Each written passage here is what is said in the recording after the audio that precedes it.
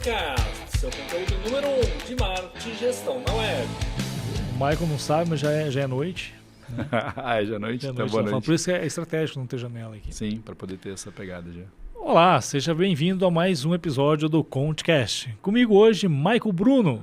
Ele que é professor universitário, profissional de varejo, executivo corporativo e, pasmem, ele é o dono do tempo. Bem-vindo, Michael. Eu que agradeço, Conte, agradeço o convite. Um prazer estar aqui contigo, trocando ideia com alguém que me agrega tanto e me inspira tanto. Então, vai ser um prazer aqui fazer esse bate-papo para você e para quem está vendo e ouvindo a gente. Gente, eu que agradeço por ter aceitado, por ter disponibilizado um tempinho na agenda para vir gravar um pouco do que a gente conversa por telefone, por rede social, nos encontros, nos almoços. Cara, vamos gravar essa conversa, vamos trazer um pouco disso para o nosso ouvinte. E aqui a gente tem aluno de graduação, de pós-graduação, profissionais de mercado, em formação, já formados, buscando reciclagem. Então vamos começar falando um pouquinho de sala de aula. Perfeito, tá? claro. Então assim, acho que nós nos conhecemos através de uma amiga em comum. Sim, exatamente. Né? Mas habitamos por um período ali, até numa mesma turma, a sala de aula. Então fala um pouquinho, como é que você foi parar na sala de aula? Por que dessa paixão pela educação? E aí a gente vai discorrendo sobre as outras carreiras. Claro, claro. Bom, eu sempre tive um prazer enorme assim, com a área de educação. Né? Eu já me imaginava em algum momento dando aula, mas isso nunca tinha se tornado uma vertente tão forte. Quando eu voltei da Austrália, né, fiquei lá e fiz um mestrado, né, um master lá, mas é um master de pesquisa, um pouco mais aprofundado, mas difere um pouquinho do mestrado tradicional que a gente tem aqui. Sim. E eu também fiz um curso lá, que é um curso profissionalizante para você dar aula de inglês. Porque como eu fiquei quase 3 anos na Austrália, eu falei, vou voltar ao Brasil fazer o quê? Né? Eu não podia ter muito tempo de espera, eu tinha que chegar e já ter um trabalho. Eu falei, bom, em último caso, aula de inglês eu vou dar. E logo que eu cheguei, eu fiz isso. Eu cheguei, em questão de uma semana, eu estava dando aula de inglês em 2 escolas. E a hora que eu comecei a dar aula de inglês, inglês ainda é diferente, você segue um pouco mais de cartilha, você tem um processinho, mas eu falei, nossa, que gostosa a sensação de estar ajudando alguém a se aprimorar, a melhorar, a aprender. E nas poucas vezes que eu dei as aulas de inglês, os professores, né, parceiros ali, falavam assim, nossa, a tua didática é muito boa. Aí eu falei, olha, aí ficou aquilo na minha cabeça. Bom feedback, né? Em algum momento ali do caminho, recebi um convite de um ex-chefe meu, né, um ex-diretor de uma empresa que eu trabalhava, que ele dava aula no Centro Europeu. E ele falou assim, olha, estou saindo da turma, preciso que você conheça o Adriano Barbosa, que é um profissional super legal de mercado, porque eu preciso de alguém que substitui, não penso em ninguém melhor do que você para falar de mercado. E na época era uma vaga especialmente de marketing digital, que ainda não tinha tanto profissional de mercado especializado, e eu já tinha trabalhado em várias empresas fazendo isso, né? E aí surgiu o primeiro convite. E aí depois o Centro Europeu foi uma atrás da outra. Instituições de ensino superior, pós-graduação. Porque aí eu vi que realmente estar dentro de sala de aula é um prazer gigante, porque eu me sinto bem. E essa sensação do ensinar e ter alguém depois falando, pô, professor, apliquei o que o professor falou na aula. Sim. E isso aqui deu certo na minha empresa, na minha vida, isso me traz uma satisfação de quase aquela história, assim, estou fazendo realmente o mundo ser algo melhor. E aí vem um pouco da questão de missão, de valor, de propósito que eu tenho em mim, assim, né? Se eu estou aqui nesse mundo, eu estou para quê? Sabe? Se eu não tiver, acho que para mudar alguma coisa para melhor, obviamente, a gente perde para alguma função. E para mim, o profissional de educação, né, o professor, acho que é com certeza um dos pilares fundamentais nessa transformação do mundo. E eu me sinto parte disso. E a hora que me sinto parte disso, eu falo assim, que bom que eu também escolhi essa profissão. Parabéns e obrigado. Estamos juntos. Uma coisa que eu tive a oportunidade de conviver um pouco mais de perto nos Estados Unidos, uma experiência lá e frequentava alguns lugares. E aquilo que a gente vê muito em filme, né, em ficção, o americano ele é muito grato pelo oficial. Seja o policial, o bombeiro, o militar, né? Então, o obrigado pelo seu serviço. Então, isso faz parte da cultura americana. Porque é uma cultura muito, muito militar, de carreiras mesmo. Sim, Né? sim. O nosso aqui, a gente tem, mas é muito, muito apagada e não é tão valorizada. Sim. E eu comecei a observar alguns movimentos e principalmente promover essa cultura na educação. Então, você é professor, você é educador, obrigado pelo seu serviço. É um fato. Né? Porque eu, como educador também, como professor, eu compartilho dessa visão. Sim. Eu sei o que é esse reconhecimento de um aluno vir contar uma história, ganhar uma promoção, que trocou de emprego, porque aquele pequena conversa depois da aula deu para ele um outro entendimento, ele foi buscar mais informação além da sala de aula e ele cresceu com isso. Então isso é muito gratificante enquanto profissional. Puxa, eu estou impactando por um pequenininho que seja, a vida de alguém, a carreira de alguém, né? E acho que essa sensação, ela se torna única, né? Acho que não tem salário, promoção, pensando em outros estilos de carreira, né? Sim. Eu brinco assim, parece, eu não fiz, né? Não sou, mas é quase aquele médico que salva a vida de alguém, né? Você fala assim, Exato. cara, não tem algo mais precioso do que isso. E eu acho que na educação a gente se assemelha a isso nessa parte, né? E ainda é remunerado por isso, então, Exatamente. excelente. Né? Exatamente.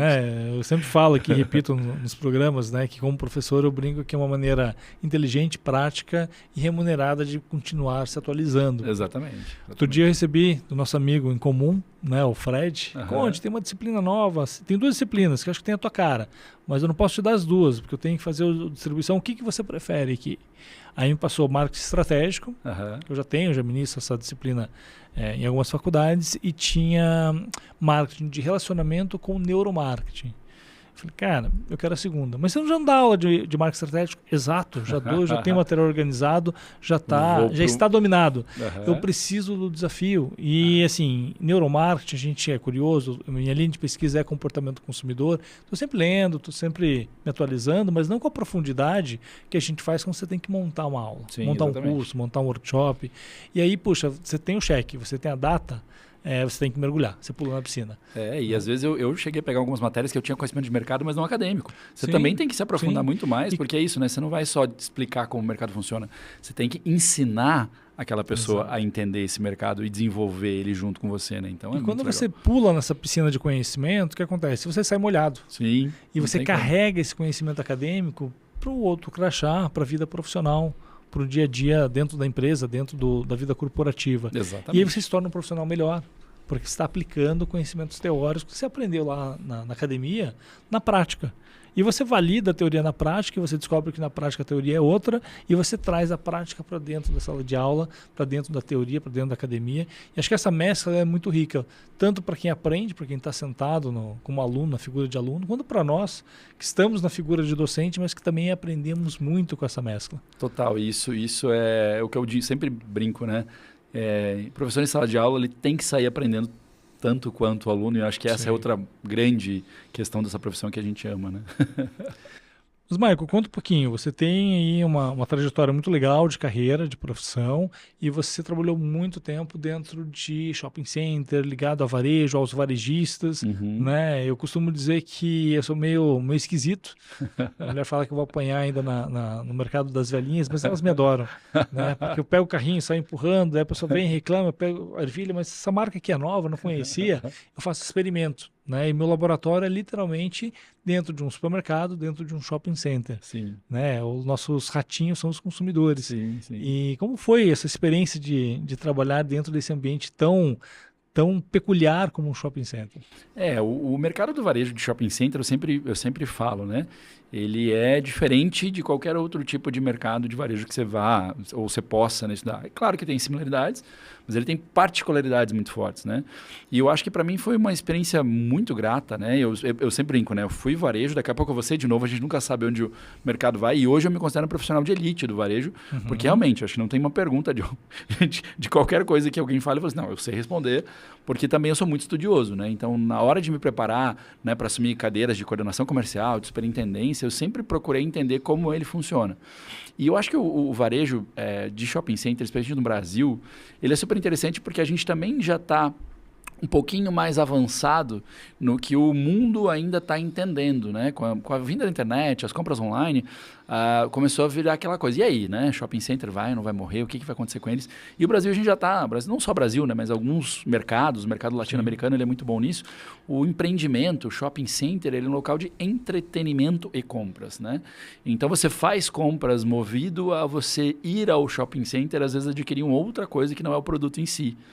E eu acho que essa modelagem é a modelagem do futuro. Acho que seja no Brasil ou no mundo inteiro. Criar esses centros de ambiente, né? Exemplo lá, Dubai, né? Com seus aquários gigantescos, suas shows de fontes.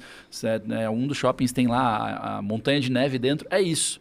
Né? O shopping parou de ser um local onde eu preciso comprar alguma coisa, porque hoje a internet está na mão. Preciso comprar, vou lá, escolho, recebo em casa. E às vezes, né, em alguns casos, até mais barato, porque afinal de contas, o lojista de shopping center tem contas para pagar para estar naquele espaço. Né? Às vezes as pessoas até perguntam, mas é mais barato. Gente, né? Não tem como.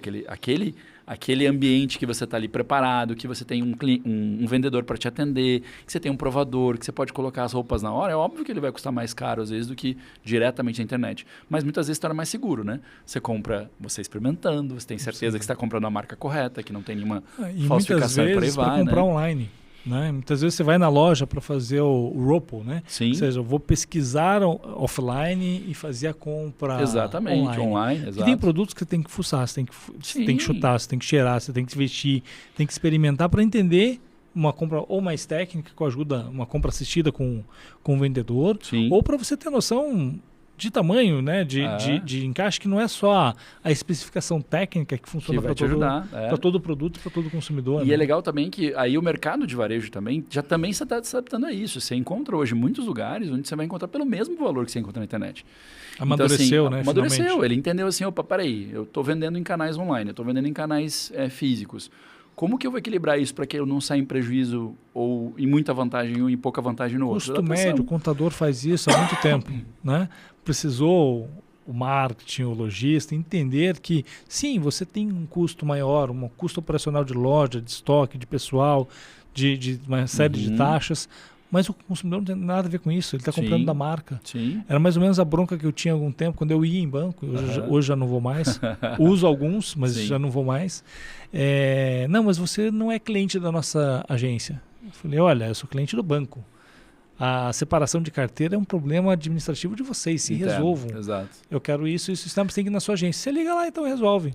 Eu sou cliente da marca. E se a marca não entender essa omnicanalidade, ela fica para trás. Por quê? Porque o concorrente vai entender, vai oferecer uma conveniência maior, vai ser mais amigável, o consumidor vai buscar esse caminho. E não é à toa que as marcas que já se reinventaram, já estão trabalhando dessa maneira, elas estão tendo tanta ou mais exposição até de volta no varejo físico, às vezes, do que no online. Porque elas entenderam, inclusive, muitas marcas hoje fazem o seu, né? Eu fiquei muito tempo agora, né, no City Center Outlet, eles têm produto made for outlet, eles têm produto pro outlet, produto para loja física e produto para online. Então, às vezes, em alguns momentos, até aquele consumidor fala assim, mas aquele tênis não tem aqui? Não tem, porque é só na loja física. Exato. Aquele modelo não tem aqui? Não, só no outlet. Cria no consumidor aquela necessidade de, principalmente aqueles que gostam de determinadas marcas, de estar nesse multicanal. Ele vai ter que consumir no online, no físico, no outlet, em qualquer outro elemento, para que ele consiga consumir a palheta inteira de opções das marcas. E eu acho que isso tem muito a agregar ao varejo. E uma coisa que eu sempre digo do varejo é isso, ele está em constante mudança. Então, tem que ter uma análise de qualquer profissional que entra, que se você quiser trabalhar como você trabalhava 20 anos atrás, algum momento vai ter problema. E a gente tem isso, né?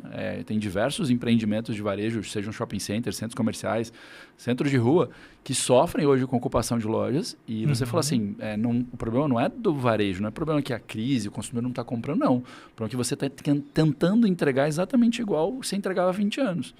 Você está tudo modificando. Por que você está sentado em cima da mesma maneira? O consumidor não é mais o mesmo, o mercado não é mais o mesmo. Só que você quer vender do mesmo jeito, né? Dançou. Sim. Não vai ter Mas outro jeito. É muito bacana o que você trouxe aí na introdução da tua fala sobre o setor, né? Porque a gente vê o mercado americano como grande ícone, a grande ponta de lança, e a gente vê alguns modelos de shopping center não funcionando tão bem, né, quanto já funcionou. Sim. Seríamos nós, brasileiros aqui, os discípulos que superaram o mestre? Eu acho que em algum sentido, sim. Eu acho que a gente tem muito essa questão, até do Brasil em geral, né? Tínhamos muito mais, hoje menos, mas ainda tinha muito aquela questão do underdog, né? Sim. Eu não sou bom o suficiente, né? E eu acho que no varejo a gente dá baile em muita coisa. O que eu acho que acontece são particularidades. É o que eu sempre digo aqui. Por exemplo, compras... Muita gente fala isso, né? Eu até vi de grandes profissionais falando, eu falei, nossa... Que estranho ouvir isso de você, dizendo, não, porque o shopping tem que ser assim, ou assado, porque lá fora funciona dessa maneira. Vou dar um exemplo, né? Lá fora você tem muito mais lojas em rua, porque em muitas cidades você tem muita segurança. Né? Na Europa, em algumas cidades, você consegue andar meia-noite saindo de uma loja, portando 3 sacolas da Gucci e não vai ter problema nenhum. Bem, né? Aqui não dá, em outros lugares não dá, em grandes centros não dá. Isso já gera diferença até em cidades. A gente tem cidades menores no Brasil que tem muito mais segurança que cidades grandes. Sim. Mas como que as pessoas de cidadezinha pequena ficam na rua o tempo inteiro? Porque elas se sentem seguras para comprar lá. Então, acho que o que falta, na verdade, para os profissionais é entender essa particularidade de cada ambiente. Quando a gente entende, e nesse ponto acho que quando o brasileiro entende, ele dá aula para muita gente. O que acontece é que às vezes ele quer copiar modelo. Estou copiando o modelo do... Mesmo o outlet americano. O outlet americano não tem entretenimento. Você vai, compra e vai embora. É objetivo. Né? Aqui não dá. Aqui o outlet tem entretenimento. As pessoas estão indo passar o dia lá. Né? E o brasileiro está acostumado a ter essa questão de entretenimento. Então, são coisas que eu acho que quando a gente faz, com certeza a gente pode superar e supera vários grupos internacionais. Mas eu acho que às vezes falta isso. Às vezes falta essa coisa de deixa eu realmente entender onde eu estou inserido e não ter tanto medo de arriscar. Mas ninguém fez esse modelo antes. Tá, e daí? É. Acho que o modelo ele pode ser universal, mas ele requer uma localização. Total. Entender público, entender mercado, entender momento, entender economia. Né? Então, queira ou não, nós brasileiros costumamos dizer que a gente é o Hulk, né, dos Vingadores. Que o segredo do Hulk é sempre estar nervoso. O brasileiro está sempre em crise. Isso. Então, independente do governo, do partido que está ali, a gente já aprendeu dentro do casco econômico, né, da habilidade dos calos, que puxa, você tem que subir juros, tem que segurar a inflação. A gente aprendeu e a gente pagou muito caro por esse aprendizado. Enquanto nos Estados Unidos subir 2 pontos percentuais, uma coisa assim, para a economia, que uma faixa de juros varia de 0,25% a 0,5%, aqui a gente bate 14, 15 fácil, não que não doa, mas a gente entende que faz parte do processo. Depois o negócio começa a baixar antes de todo mundo e volta a reaquecer a economia. Por quê? Porque a gente está convivendo com isso. A gente viu aí no movimento de Páscoa, FGTS para financiar o ovo de Páscoa. Por quê? Porque tá caro pra caramba, mas, poxa, o brasileiro dá um jeito. Não, e você vê que assim, quando você estuda, eu estudo muito varejo, tem muita... minha marca tá caindo. Sim, tá caindo, mas tem outra que tá subindo. Então, às vezes, não é uma questão de, o consumidor tá comprando menos, não, ele tá escolhendo o que ele tá comprando. Talvez o teu posicionamento esteja ficando obsoleto. Cadê a tua marca? Cadê a tua gestão de marca? Cadê a tua gestão de produto? Cadê a qualificação? Cadê a entrega do produto real? Renovação de portfólio. Exatamente. Então, assim, eu que... fiquei quase 8 anos ali no varejo direto, você fala assim, mas tem gente que está perdendo dinheiro. Sim, mas alguém está ganhando muito. Então, gastando, o consumidor continua. E a pergunta é, por que isso não está vindo para o meu bolso? Exatamente. É um movimento que a Coca-Cola fez há alguns anos, vem fazendo, né? Então, da bebida gaseificada, ela começou a também, né, dentro de M&As ali, a adquirir água, suco, chá. Por quê? Em algum momento não é saudável você beber refrigerante às 7 horas da manhã. Mas chegando da balada às 5 da manhã pode. Não sei que de 2 horas de diferença muda. Não sou nutricionista, posso estar falando besteira. Mas se às 5 da manhã pode, chegando na balada às 7 da manhã não é saudável, o que você vai tomar? Exato. Qualquer outra coisa que não seja refrigerante. Então isso também tem que fazer parte do meu portfólio. Eu acho que uma coisa que falta em muitos, aí, não só no varejo, acho que no mercado geral, mas é isso, essa questão de realmente entender muito bem o seu produto, entender para onde você pode crescer. E o que eu vi de perto de muitas marcas, né, que atuam no varejo é isso. Como algumas marcas ou se reinventaram ou se reposicionaram e voltaram a explodir em venda. E aí você fala assim, peraí, a venda estava lá. Ela só estava ali freada por uma questão ou outra que às vezes dependia muito mesmo desse posicionamento que a marca tinha. Né? E às vezes é questão de você facilitar, entender o seu consumidor, entender o seu público e entender onde está a dor. Às vezes não é no preço, mas é a forma de pagamento. Às vezes não é a forma de pagamento, mas é o desconto final que você vai fazer num combo. Né? A qualidade do produto que você está entregando. Como está sendo construída a percepção de valor e onde está a sensibilidade do consumidor. Às vezes você tem o preço certo, você tem a boa forma de pagamento, mas você não tem prazo. Talvez o teu problema não seja o ponto de venda, seja trabalhar a cadeia de valor para você ter parceiros que possam entregar mais rápido. Sim, e hoje cada vez mais o atendimento também se torna fundamental, né? Antes você tinha pessoas na loja que tiravam pedido, hoje você tem que ter vendedores que realmente entendam do que estão falando, querem estar ali, né? Então tem Tive uma experiência tempo atrás, eu desde que, sei lá, me entendo aí da morte da Nokia, eu me converti para a Sony. Né? Então, desde 2000 e alguma coisa, eu venho consumindo modelos da Sony Ericsson e tal. Meu último Sony quebrou, eu tive que trocar de celular, a Sony já tinha saído do Brasil, sobraram aquele produto muito básico ou aquele produto muito caro, que eu falei, não, também para um celular não merece tudo isso. O que eu tenho no mercado? Não sei. iPhone não me chama atenção, reconheço qualidade e tudo mais, mas não sou usuário porque você tem que entrar de cabeça no ecossistema. Então você não tem um iPhone e você virou Apple, você tem que ter todo o ecossistema para ser feliz. Não estou disposto nesse momento. Samsung, Motorola, vamos para os chineses, o que tem de interessante, custo-benefício? Cara, me deu um mal-estar, porque eu entendia, mesmo sendo leigo, né? Ok, vende tecnologia e tal, mas sou leigo em celular. Uhum. E eu entendia mais do que o vendedor que estava querendo me vender alguma coisa. Sim. Poxa, esse atendimento ele precisa ser qualificado, ele Precisa. precisa ser de fato, um assistente para eu fazer uma decisão. E eu rodei algumas lojas, fui para vários shopping centers, rodando loja daqui e dali, e eu não comprei na companhia de telefone, eu comprei numa loja de varejo, no Magazine, porque eu encontrei um ser abençoado por conhecimento, que sabia mais do que eu, que bom, porque é o papel dele, e ele me deu uma aula, me trouxe 5, 6 aparelhos, foi me ajudando a selecionar, e eu cheguei no aparelho um pouco diferente do comum, mas que tinha as características que me atendiam. E não tem jeito melhor de vender ter propriedade do que você está vendendo do produto que está na tua mão. Eu falo isso muito até em treinamento ou em encontros, né? É exatamente isso. Assim, se você entende e entende mais do que o leigo ou o mediano vai entender do outro lado, você vai conseguir. Pelo menos a atenção dessa pessoa que é teu consumidor final e tem a possibilidade de fazer a compra. E eu acho que o varejo também entendeu isso. Pelo menos as grandes marcas estão entendendo assim, essa pessoa que está ali, se ela não passar por um bom treinamento, se ela não sentir parte daquilo, se ela não se sentir importante ali dentro, ela não vai conseguir vender com qualidade e você perde porque ela Talvez no final ela está vai tentando até, fazer. em algum momento, afugentar o cliente. Total. Porque opa, não está preparado, não está em sintonia. Olhando no celular no canto, aquela cara de não quero atender ninguém, a pessoa entra lá na loja, a pessoa se abaixa atrás do balcão e assim vai. Uma vez eu falo que eu faço laboratório, né? Uhum. Eu entrei numa loja, não lembro exatamente o que era, mas eram as coisinhas miúdas assim, no shopping center, uma loja sem porta, então aquele vão um pouco mais livre. Loja vazia, a vendedora lá no fundo, no celular, no canto. Eu entrei para dar uma olhada, estava literalmente explorando. O que você queria naquela loja, Conte? Não faço a mínima ideia. Eu estava olhando, puxa, interessante, diferente e tal. Eu dei um passo para a direita, a menina levantou. Eu dei mais um passo para a direita, ela guardou o celular. Ela já virou meu ponto focal com a visão periférica. Eu já não estava olhando o produto. Uhum. Falei, eu vou dar mais um passo, ela vai começar a andar. Eu dei mais um passo para a direita, ela veio na minha direção e eu fugi da loja. Eu passei a fazer experimento. Opa, peraí, ela vai me abordar. Eu não sei o que eu quero. Eu tenho que responder uma pergunta difícil para alguém. Exato. O que você está procurando? Não tenho a mínima ideia. Sim. É o momento de fazer a abordagem. Né? Ali, dentro de um experimento, de uma brincadeira, ela me colocou para fora da loja. Sim. Se ela tivesse esperado um pouco mais, eu ia levantar a cabeça. Olha, você tem isso aqui. O que é isso daqui? Por favor, me ajude. Não, e esse timing é fundamental na hora de você atender.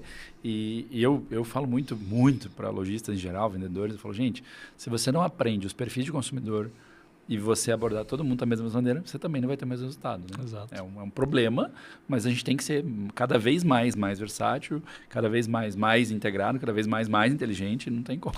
E as tecnologias estão aí para nos ajudar nisso. Sim, né? total. Facilita bastante. Total. Mas, Michael, vamos mudar de assunto, vamos virar a página e vamos falar de uma terceira carreira sua que está começando aí já há algum tempo, né? O dono do mundo. Como é que é isso? Dono do tempo. Desculpa. Eu fui pro endgame. O dono do tempo. Do mundo é depois. O dono do tempo. Mas o tempo é digamos, talvez o melhor requisito para você poder dominar o mundo, né? Com certeza. Ter uma boa gestão de tempo, poder se organizar. Se você domina o tempo, o mundo está ali. Pelo menos o seu mundo você consegue. Pois é, o dono do tempo é uma até vou dizer que é engraçado, né? Porque assim, eu tenho esse prazer de novo, como a gente comentou no início, de dar aula, né? Eu tenho o prazer de estar ali na frente. Eu dou muito treinamento, muita palestra, treinamento para lojistas, treinamento para empresas. Eu trabalhei muitos anos em comunicação, voltando agora a trabalhar em comunicação de novo. Então, o que começou a surgir na minha cabeça? Bom, estar ali, né, falando, ensinando as pessoas é muito legal. E conteúdo para ensinar a gente tem bastante, né? Tanto que eu tenho lá algumas das palestras, né, que o dono do tempo tem, são de liderança, são de gestão em vendas, mas eu coloquei todas essas variações dentro de um guarda-chuva grande para falar de tempo. Legal. Por quê? Porque eu sempre era questionado como que você consegue. Porque o cara tá de manhã numa trilha, daí ele trabalhou o dia inteiro, depois ele tá dando aula, daí ele saiu da aula, ele foi num evento, saiu do evento, ele tá, sei lá, jogando xadrez de madrugada. Você é o seu melhor vendedor aqui, porque como multicarreiras, eu também tenho essa mesma pergunta que eu recebo com frequência, né? Conte, como é que você consegue? Você está em todo lugar, você está no evento, você está fazendo isso, está fazendo aquilo, está aqui no podcast, né? Agora eu falo assim, procura o dono do tempo, que você vai aprender a fazer igual. Exatamente. E as pessoas sempre me questionavam. E eu não gosto daquela coisa que, inclusive, muita gente que hoje fala de gestão do tempo na internet, você tem as mesmas 24 horas que tal pessoa. Não, você não tem. Eu não tenho o mesmo tempo que uma mãe solteira da periferia com 3 filhos. Ela não tem as mesmas 24 horas que eu tenho. A vida dela é completamente diferente da minha. O que eu consigo fazer com as pessoas? De acordo com a realidade delas, elas conseguirem, sim, procrastinar menos, produzirem mais e fazer escolhas mais assertivas. E eu vi que era isso. Quando eu falava com alguns amigos e com alguns clientes e com algumas pessoas, todo mundo tem a mesma dor. Falta tempo para tudo. E eu via muito dessa falta de organização, vamos dizer assim, quase que é o que me fez conseguir fazer muita coisa ao mesmo tempo. Né? Enquanto as pessoas, sei lá, estão planejando, vou fazer final de semana agora, na segunda, terça, quarta, eu estou planejando um mês antes. Mas isso ajuda. Porque aí você cria uma prioridade em que nenhuma outra coisa vai influenciar ou vai atrapalhar aquele processo. E aí eu envelopei isso, né, dentro de um projeto, né, dentro da criação dessa persona, né, o dono do tempo, para falar justamente de gestão efetiva de tempo. E ainda, como eu falei, ainda detalhei em algumas subpalestras, vamos pensar assim, ou subtemas, que falam de algumas outras coisas específicas, mas sempre voltando a falar de tempo. Então, mesmo quando eu falo de técnica de vendas, de neuroliderança, de branding, eu estou falando de tempo nessa relação. O que deixa esse guarda-chuva maior e dá possibilidade de reverberar isso de diversas maneiras. Que nem um contexto principal. Isso, né? Exatamente. E o contexto é esse, né? O grande ponto do dono do tempo é isso, é a gestão do tempo. A gestão do tempo ela pode ser aplicada em várias coisas, né? Não, legal. E é bacana essa visão do guarda-chuva, né? Porque é uma gestão de portfólio, né? E uma oferta de valor. Então, tem uma consistência, tem um direcionamento. Até porque uma das questões também que eu avaliei ao ser dono do tempo, né?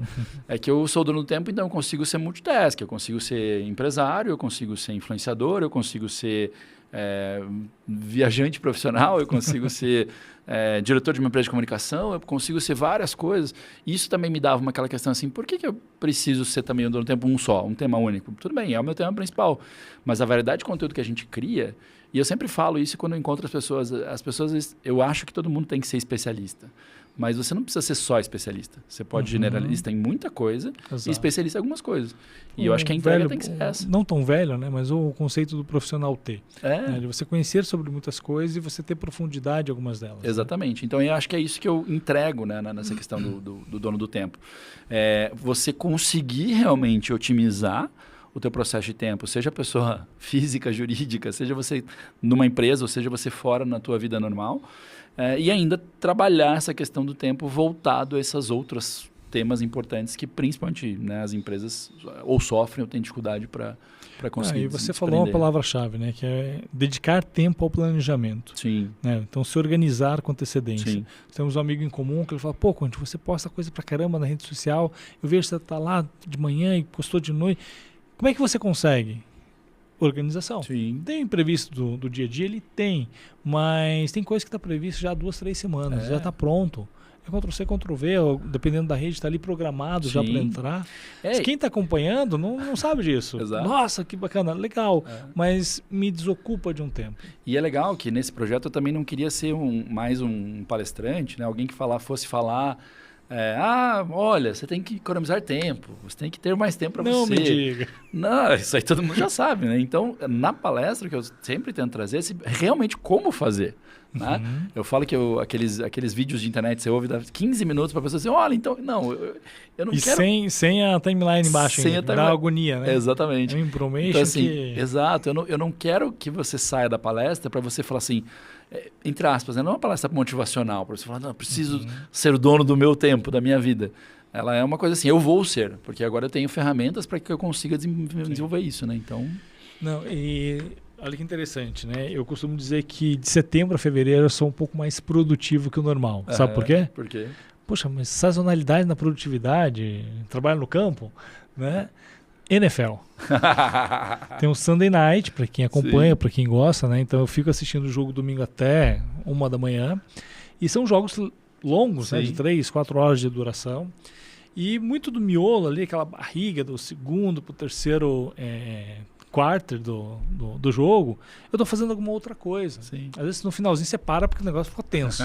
Né? E o que eu tô fazendo? Tô otimizando a agenda, tô lançando compromisso, que horas que eu vou fazer isso, em qual dia, que visita que eu vou fazer. Então já tem alguns agendamentos, tem coisas que eu estou fazendo que é agendamento meu. Olha, na segunda de manhã eu vou chegar na empresa e vou fazer isso.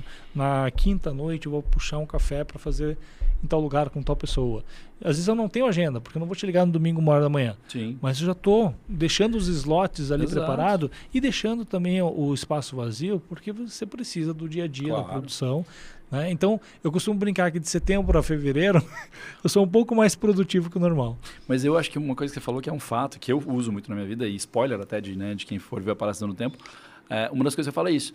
O fato de você estar fazendo uma coisa não exclui o fato de você poder estar fazendo outra. Exato. Né? Você não vai mandar mensagem de texto e dirigir, porque são duas coisas que não combinam e não podem. Por favor, não faça isso. Agora, tem outras coisas, você pode fazer até 3, 4 coisas ao mesmo tempo que elas não vão influenciar. E entre várias dicas que eu dou dicas às vezes até disso. Assim, tem vezes que assim, você está tão preocupado em fazer aquela macarronada perfeita, mas você está fazendo só para você.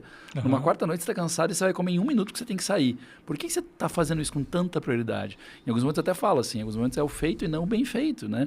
Ou o feito e não o perfeito. Então, a ideia realmente são dicas únicas que você consegue aplicar na sua vida. E aí, eu falo com autoridade ou com propriedade, porque eu aplico na minha e é assim que eu consigo. Em um final de semana, ter participado de 8 eventos simultâneos e ainda ter visto minha família, visto meus amigos, saído. Né? E com tempo de qualidade. Com tempo de qualidade, exatamente. Porque uma coisa que eu bati nessa palestra é principalmente isso. Eu não estou dizendo você a ter 3 empregos ou 4 empregos. Estou falando para você como você ter tempo para trabalhar bem, ser efetivo no trabalho, conseguir ter tempo para fazer as coisas pessoais, você quer conseguir tempo para ficar mais com a sua família. É realmente para você ser o dono do seu tempo, né? É isso aí. E, obviamente, tem que saber dosar, ponderar e priorizar. Sim, exatamente. Né? Mas vamos lá, para quem está nos acompanhando, ficou interessado, quer saber mais sobre como consumir um pouquinho. Quais são os formatos do Dono do Tempo? Bom, vamos lá. Os formatos a gente tem desde a palestra, vamos pensar a palestra magna, o principal, né? Que seria essa questão de gestão do tempo. E depois a gente tem uma variedade de 20 temas que são subtemas dessa principal gestão. E eu tenho desde o processo de uma palestra, 1 hora de palestra, né? Até processo de curso. Eu quero fazer um curso de 8, 16 até 30 horas, de acordo com o tema que a gente consegue customizar. E a gente ainda tem mentoria. Então, a ideia, né, do Dono do Tempo é isso. Você vai escolher quanto tempo você quer para entender o seu tempo e qual é realmente a definição. Eu quero ter realmente um apanhado geral para aplicação, eu quero ter alguém me acompanhando para que eu faça a mudança da minha equipe, eu como profissional, ou da minha vida, né, ou da gestão do meu dia a dia. Então, a gente entrega esses modelos. E o que eu sempre gosto de falar é o seguinte, eu não tenho um modelo só. Nem em aula a gente faz isso, né? Eu vou lá e vou construir junto, dentro do meu conhecimento, construir realmente uma coisa customizada para aquela pessoa. Então, cada uma das minhas palestras, mesmo que seja a mesma palestra magna, ela vai ser diferente. Tem um pedacinho que é customizado, que é direcionado para aquele contexto, para aquele público, né? Porque se eu estou dando uma palestra de gestão do tempo para um universitário, é completamente diferente de uma palestra para diretores de uma empresa, né? Os tempos são diferentes. Então, eu trago isso. Mas é nessa linha. E o Instagram é _Dono do Tempo, tudo junto. É por lá que dá para fazer contato. E lá tem não só essa subdivisão, né? Tem os temas que eu trabalho. E também por lá que dá para fazer contato para agendamento. Uma perguntinha filosófica aqui. O que custa o tempo e quanto vale cada momento? Olha, eu vou dizer para você que o valor do momento é inestimável. E acho que é por isso que eu me encanto muito também com esse novo projeto, né, de Dono do Tempo. Porque as pessoas só percebem que faltou tempo quando elas já não têm mais aquela possibilidade, né? Seja dar um abraço num amigo que já não está mais junto, seja aquele almoço com a mãe que você perdeu e daí você está com saudade, seja aquele trabalho que você deixou de aplicar e deixou de conseguir porque você não quis ou não teve tempo de sentar no computador e aplicar para a vaga. Eu acho que o tempo ele é muito precioso. E a gente, no dia a dia, a gente esquece disso porque a gente só vive, né? A gente vai vivendo. E a hora que eu sempre brinco assim, a hora que você vê um medalhista olímpico que por causa de 1 milésimo perdeu a medalha, é que você tem noção de que vale ouro aquele milésimo. Literalmente. E esse milésimo de segundo é o que a gente tem que entender, que todo milésimo de segundo que a gente tem, ele vale esse mesmo ouro. Vale a gente entender como aplicar ele. E eu sempre falo para as pessoas, o valor desse tempo... Se eu quiser ficar 2 horas vendo uma série do Netflix, não tem problema nenhum. É seu tempo. Agora você tem que valorizar ele. Você não pode estar ali só por estar.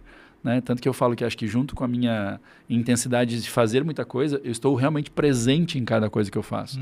E acho que é assim que você realmente valoriza o tempo, porque senão ele só passa. E quando você vê, já eu gosto muito de futebol, mas faz mais de 10, acho que uns 15 anos já que eu não assisto futebol. Porque é um momento de entretenimento que não me intertia. Eu passava raiva. Né? Geração Neymar, que o cara prefere cavar a falta do que chutar. Tudo bem se você errar o gol. Faz parte do jogo. Sim. Mas tenta. Sim. Me dá uma raiva, porque o cara tentava cavar. É o momento que eu tenho para entretenimento e ele não está funcionando, troca. Exato. Eu passei, vou jogar videogame, vou pra guerra, vou jogar futebol, vou salvar o mundo. Porque aquele entretenimento até um pouco mais interativo do que o passivo de assistir, funciona como elemento de entretenimento. E acho que tem um custo muito importante, que é o custo de oportunidade. Total. Muitas vezes você tem uma janela muito específica para uma oportunidade, para se colocar à prova, para dar um passo à frente, por vergonha, por que os outros vão dizer, eu não estou preparado, você fica na inércia. E eu acho que assim... E talvez essa janela não se abra de novo. E eu que já fiz muita coisa, se você falar assim, mas Maicon, você teria feito muita coisa diferente, com certeza, acho que a gente sempre tem essa questão, né? Mas eu falo assim, eu com certeza, né? E isso meus amigos falam assim, alguém que pode dizer, amigos, profissionais de mercado que aproveita o tempo é você. E eu falo isso, assim, acho que independente do caminho que eu escolho, cada vez que eu escolho qualquer coisa que eu vou fazer, ela está sendo feita, bem feita, e com mais coisa acontecendo ao mesmo tempo. E eu acho que é isso que é importante, a gente entender que a gente não sabe se tem 1, 2, 10 vidas. Se tem só uma, e eu não estou realmente aproveitando ela, eu em algum momento, e eu não falo nem de arrependimento, é aquela história, você quer passar o domingo o dia inteiro deitado? Passa. Faz bem, você relaxa, você descansa, fica lá com o teu cachorro vendo, né, TV o dia inteiro, não tem problema. O problema é quando você gostaria ou queria fazer tantas outras coisas e não faz. E é isso que eu tento fazer junto, né, nas mentorias, nas palestras, nos workshops. É isso. Dá para você ficar no dia inteiro, no domingo no sofá, mas dá para você fazer outras coisas em paralelo. Né? Não é naquele dia, às vezes, até para poder ficar mais tempo dormindo no sofá com o cachorro. Exatamente. Né? Então, assim, tem que se mexer, tem que fazer. Exatamente isso. Maicon, muito obrigado. Eu que agradeço o convite, o bate-papo, sempre prazer estar aqui com você. Uma aula de varejo, uma aula de multicarreiras, de gestão do tempo, uma provocação. Né? E você que ficou interessado, procura o Maicon nas redes sociais. Repete teu @. _dono do tempo. Né? Esse foi Maicon Bruno, o dono do tempo. Eu sou Alexandre Conte e esse foi mais um Contecast, seu conteúdo número 1 de marketing e gestão na web.